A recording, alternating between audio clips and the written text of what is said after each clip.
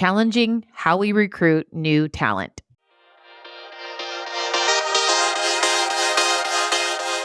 Hey, it's Nikki, Llewellyn Gregory, and you're on Gut Plus Science, a mentoring platform for people-first leaders of all levels. Here, we talk to exceptional leaders who prioritize culture, get fired up about employee engagement, and are excited to share ideas and tools for a bettering employee experience to help others. Thank you for joining us to invest in being a better leader. Now, let's get to it. Hey, Gut Plus Science listeners, it's Nikki. And today we all get to take a big step back and really see the big picture behind the small actions we take every day to help people get opportunities.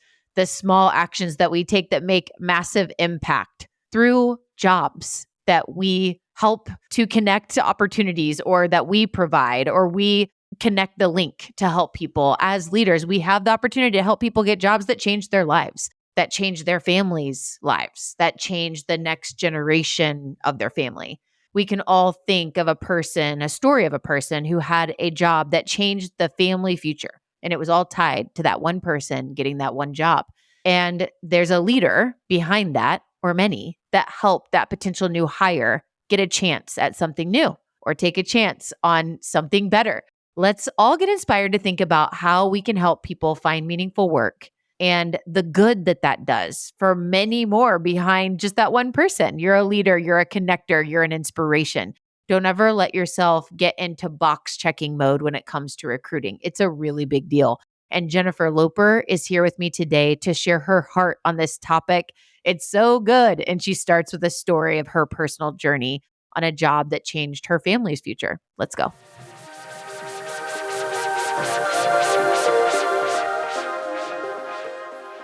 Today, Jennifer Loper is here to challenge our thinking about how we recruit. She's got some powerful life experiences that led her to focus on challenging our thinking about hiring people on our teams. Jennifer, welcome to Gut Plus Science. I know you have this story that when we met before and I heard it, I was like, we are opening with that.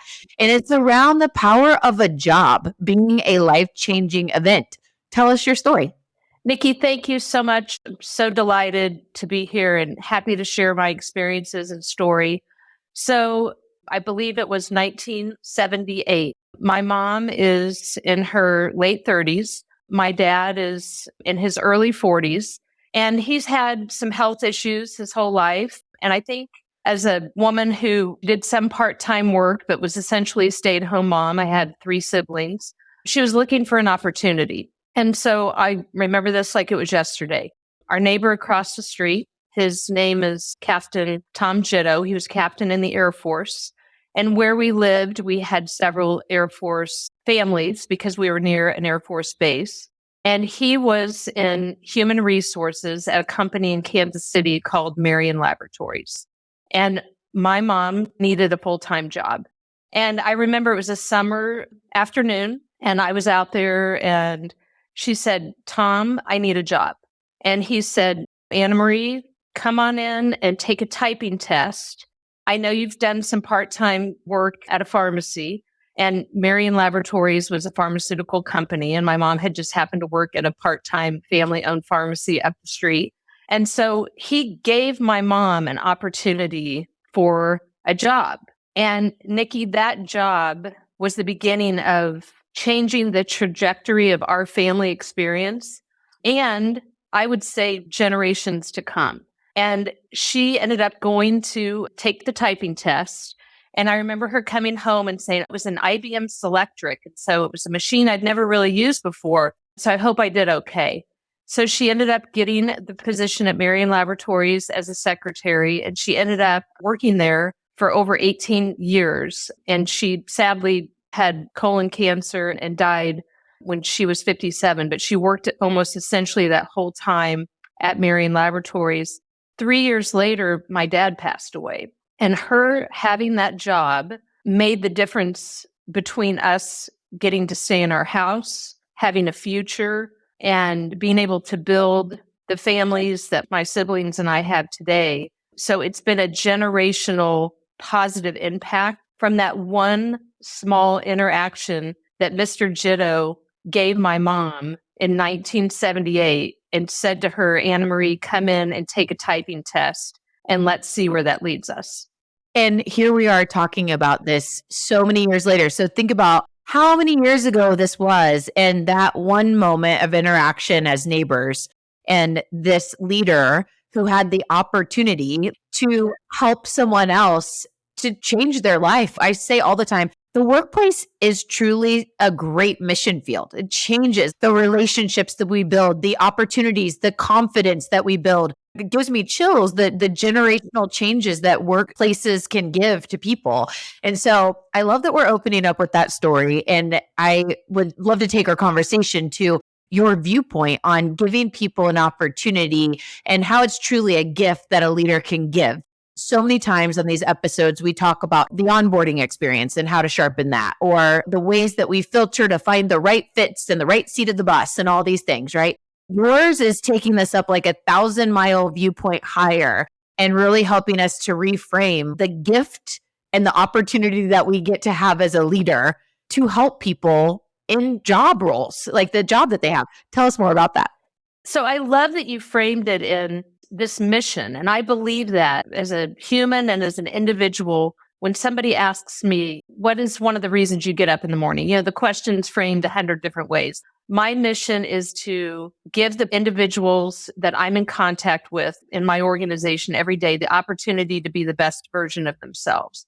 Outside of the mission within the walls of my organization, my belief is we have a larger mission with just our fellow humans. And if we have the opportunity to do something as simple as what Mr. Jitto did, set up a typing test for my mom, if we have an opportunity to make a phone call, send an email, have a text message sent, to give somebody an opportunity, I think that word opportunity is so important because it's not as if we are giving somebody something without any action or dedication on their part. They have to do the follow-up.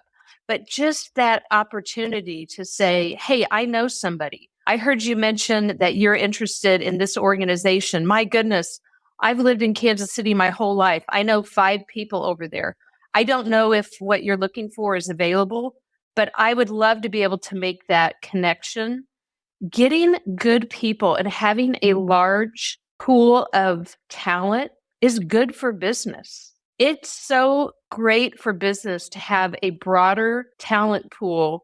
It's great when you can give a person an opportunity. But I would say in the situation of my mom, to continue that thread, it was good for Marion Laboratories to have my mom as an employee. She was a dedicated, smart, committed, and loyal employee for all the years that she could be. And she ended up moving up and being in a division that was way above typing where she started. So it was good for the organization. It was good for their customers. And when you can have that win-win, to me, that is just the ultimate goal. Well, and you think about on paper, if your mom had to represent herself on a piece of paper too, if that was all we were looking at, there probably would have never been the opportunity, right? And so something that I'm taking away here is just the power of relationship building and having conversations, really getting to know people. And so a couple of things I want to dig in on as far as sometimes there's unintentional things that we're doing as leaders that until we're aware, we're like, wait a second, why am I even doing that? Or why am I thinking that way? So what do you think, most leaders or a popular thing that people get wrong in leadership around recruiting? You started to mention a few, but maybe just share some of those that you see more often than not. Yes, I'd love this question. And I will preface it with, we are a marketing and design firm. So we are not in a laboratory curing cancer and operating and doing surgery on individuals. So yes, there is a baseline of knowledge and education for some fields that just cannot be, you have to have it. If somebody's doing my taxes, I want them to understand accounting. I think we can have a rigidity that is not in the best interest of our organizations and our clients and our customers and the individuals sitting in front of us around certain things. It is having a relationship. Starting a relationship is through communication. And I'm actually intrigued if I see someone's resume and they've had a path that looks a little bit less traditional, or maybe they've had some gaps. I find that interesting because I want to know what was going on there. Were you solving a problem that at your age is a big problem to solve, or you had a situation that you had to overcome? And that tells me more about the candidate than I have this degree from this university and I got this GPA. I am not suggesting those are not valuable parts of an individual. They are. And my children have educations and they have GPAs and they put those on their resumes. And I did the same thing. But I think it's entrepreneurial and what I would say a problem solving and relationship building kind of all in one.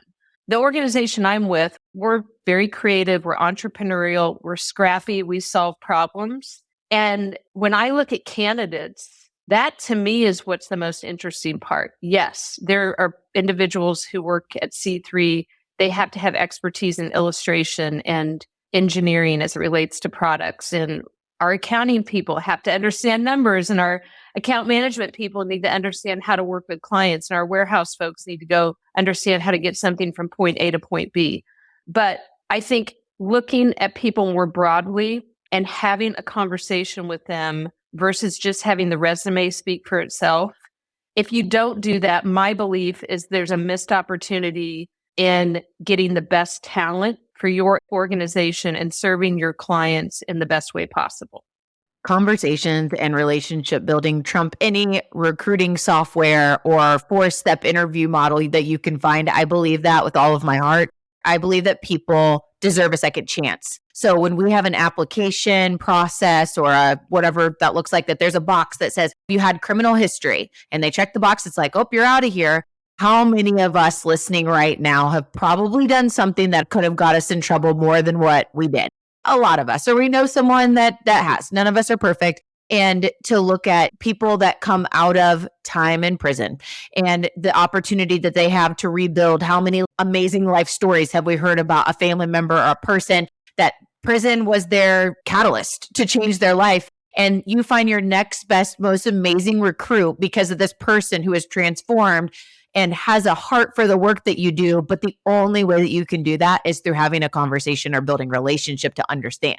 There are alternatives. I think that the one piece of feedback that we could get that listeners might be thinking right now is, okay, well, we have a huge organization. We have 400 open positions. How are we going to go just have conversations with everybody? Great point. And how do you train other people in your organization besides just the few that are the hiring leaders to also go and have conversations, to also be recruiting and having meaningful referral opportunities to bring in the next best person? It shouldn't be just on a couple of core people, but if we build a culture of this, that could be a really powerful thing. I don't know if you have any thoughts on that.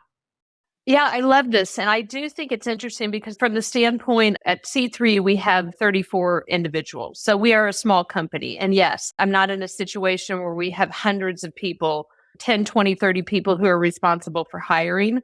And again, I think this goes back to relationship and being interested in the person, not just like, I've got to fill this position and I've got a box I've got to check and they have to have these 10 things. At C3, we have a lot of non-traditional colleagues. And I say that in the sense that we are interested in their story. So I'll give you an example of one of our executive creative directors. So we have an art school here in Kansas City called the Kansas City Art Institute. And this individual came to our CEO and founder, said, I'm really interested in what C3 does as an organization because we're a creative organization, but I love teaching. And I love my students and I love the impact on the community, the art, the creative community. Essentially, he said, is there any way I can do both? And so our founder and CEO, having the conversation with him, said, let's talk about it. So right then and there, Nikki, I think just that opportunity to explore what could be is the starting point. So as it relates to if you have 35 people or 350 people, I think having individuals within your organization committed to having that growth mindset or that exploration mindset. And so this has been a relationship we've had with this individual for over 11 years. He's been able to continue his work at the Kansas City Art Institute and now is actually a tenured full professor, which we all celebrated, which was wonderful. But I find the most fascinating outcomes of relationships like this, and this is just one of many that we have at C3, is the value that he has brought to us way beyond being an executive creative director, which is important. And he has been a pipeline for our interns. We have this vast opportunity to tap into the most creative people literally in the world. And that was an outcome that we didn't even know at the time we were going to achieve. And it has been such a lovely relationship where he's gotten to do the things he loves and is passionate about. He brings value to us in the areas that he can. And then this whole other element of recruiting and interns and having this vast talent pool is just an additional benefit at the time we never even thought of. So I think it boils down to having this mindset of being open to the conversation and what could this be? And the verbiage that I wrote down, co-create. I love to share on this podcast how powerful it can be when both sides come to the table. You had said something earlier, like we can make a connection for someone, or we can give someone an opportunity for a typing class.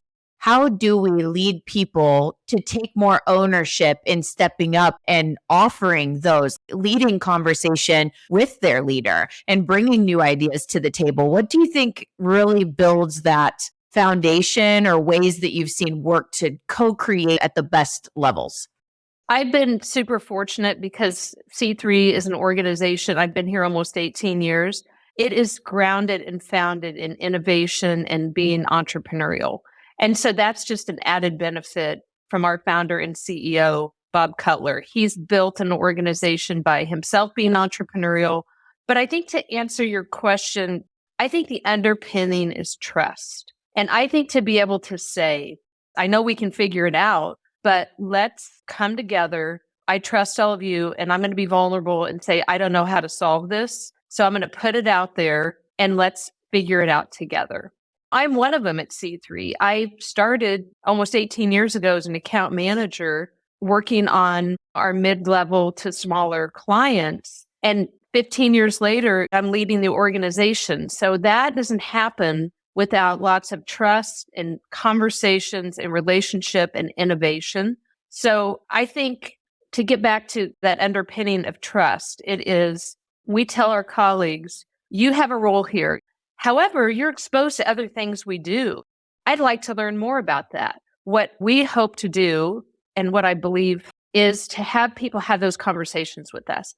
If you say to us, I have an interest over here, I don't hear I'm not dedicated or I'm not committed. What I hear is I love what I do here.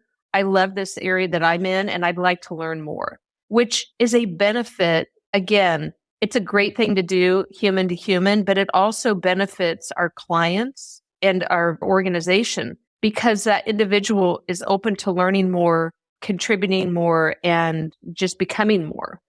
Thank you for sharing that. And you're really good at sharing stories. So I appreciate that. I know all of our listeners do. Before we head over to the lightning round, let's highlight some ways that we've both learned on really how to have more meaningful conversations and relationship build to really find opportunities.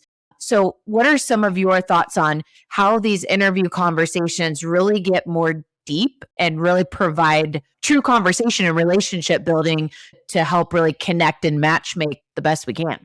I think the first step is to, as the candidate or as the individual I'm talking to, it starts with listening and it starts with asking questions. I find, and as I've matured and I've evolved as a leader and evolved as a person, I'm more interested in asking questions than telling people facts or things. And the reason I start with questions is because it allows the individual I'm talking to, whether it's a potential candidate or a potential client or a current client, to articulate what they're thinking and where they are. And so if a candidate says, I'm interested in this area, but I'm in a position in my life where I can only work 20 hours a week because I have these other responsibilities, I'll say, well, tell me more about that. Help me understand what that could look like if you were able to take your skill set and utilize it for 20 hours at C3. And so having that framework of them telling us more than me telling them things that may or may not apply has really been beneficial.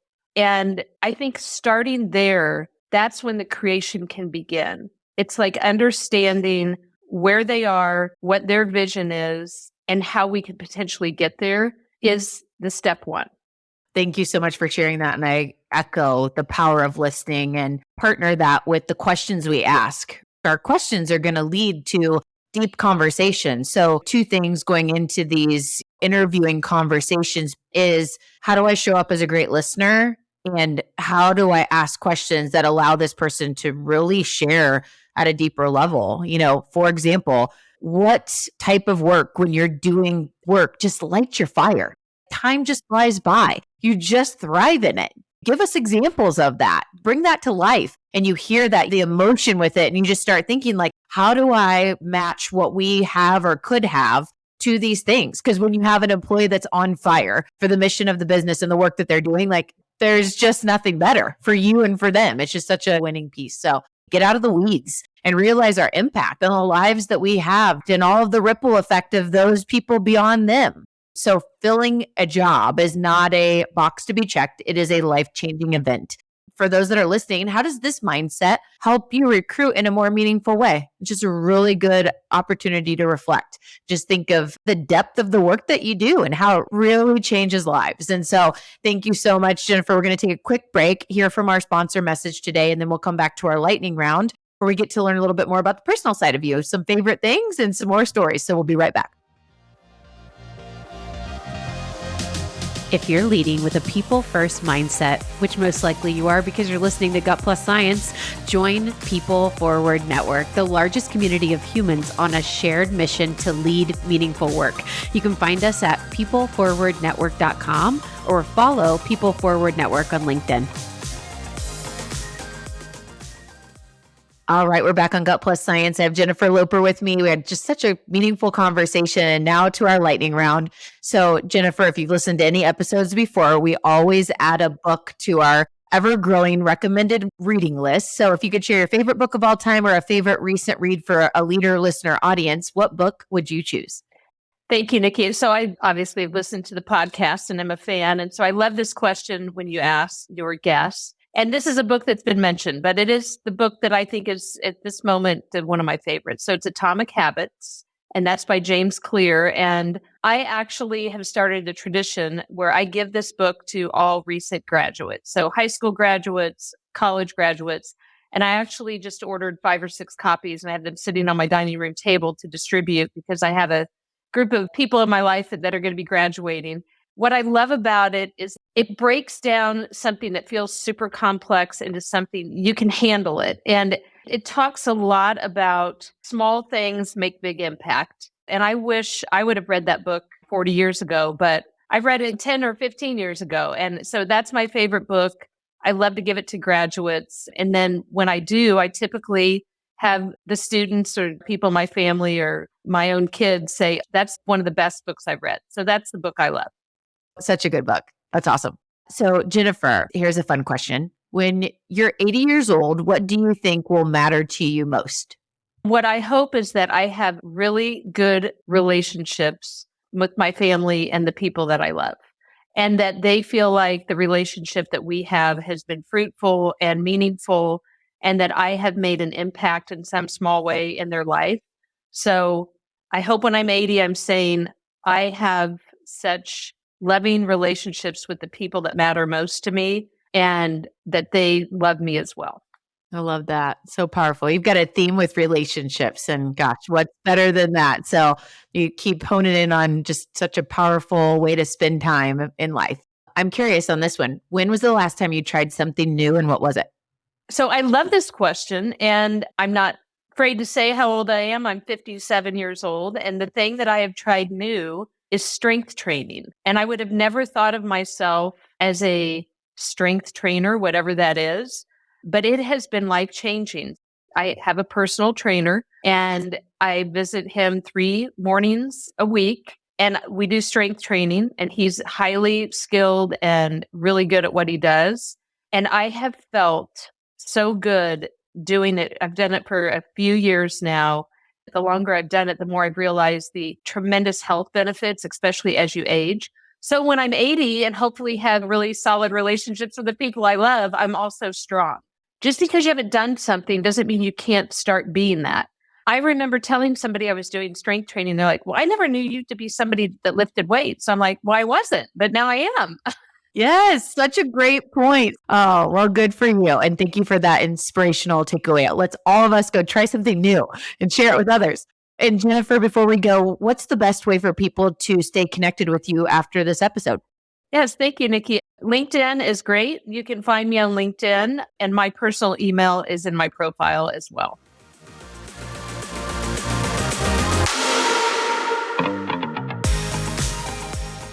Such a great episode today with Jennifer. Here's my truth you can act on. Number one, find ways to give people opportunities past what their resume says. We asking deeper questions to really understand them and play connector to help them find opportunities going past that piece of paper, that resume. So important to remember. Number two, have conversations and build relationships to identify opportunities for matchmaking. Conversations are crucial to really getting to know the heart behind the person and the passion and how we can bring that to life in a job opportunity that we get to lead them to. And number three, co-create opportunities together. How can we both, the leader and this potential new hire, work to create that dream job together? Co-creation, such a powerful concept to think about in our recruiting efforts. So we hope this inspired you to think beyond. Sometimes we get in a rut or in our systems, and to think about the human and the big impact that every job, every opportunity has to change their lives and many more around them. We'll see you next time.